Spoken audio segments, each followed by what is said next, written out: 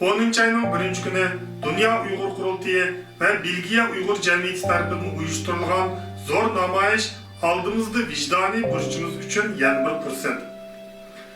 Bu namayış bütün dünyadaki barlık imanı sağlam kişilerge bir çağırık. Bu günü Uygur'un avazını dünyaya anlatan. Tutulgan kişilerimiz bolsa suretlerini götürüp gelip bütün Uygur'un görüvatkan zulümüge bir guvahçı bulun. Ben Norvegiya Uygur Komiteti ve Uygur Adliya Arxiv Ambiri namıdan barlıq qeyrindaşlarını bu namayışga davet kılıman.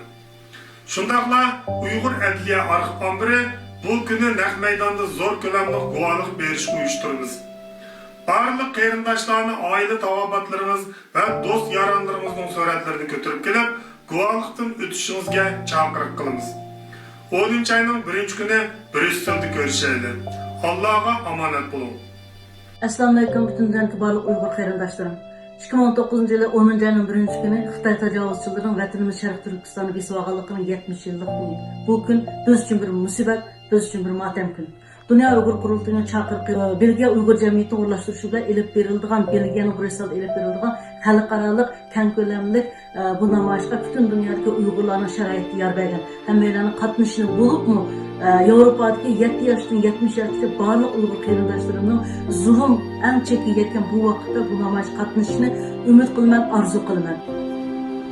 Assalamu alaykum dünyanın har qaysi joylaridagi Uyg'ur qarindoshlar. Hammamizga ma'lum bo'lgandek 10 ayning 1 kuni Dünya Uyg'ur Qurultayining rahbarligida Brüsselda cho'ng ko'lamli Xitoyga qarshi namoyish bo'lmoqchi.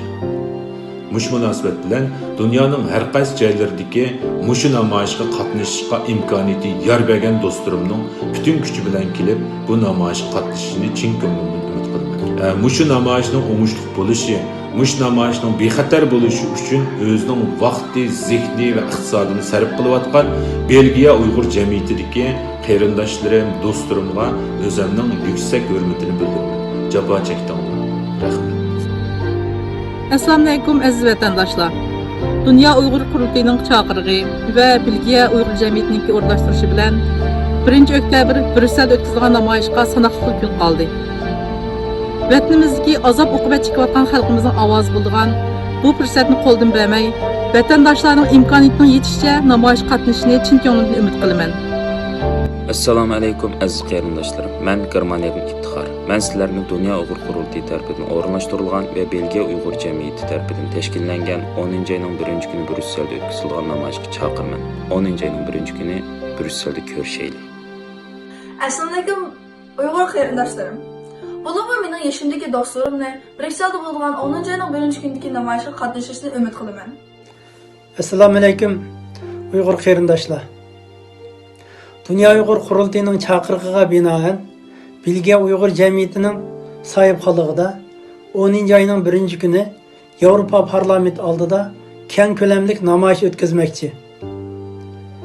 Mana 10 ayning 1 kuni bütün Yevropadagi Uyg'urlar bo'libmi Gollandiyadagi Uyg'urlarning mushu namoyishga qatnashib berishini umid qilaman. Rahmat.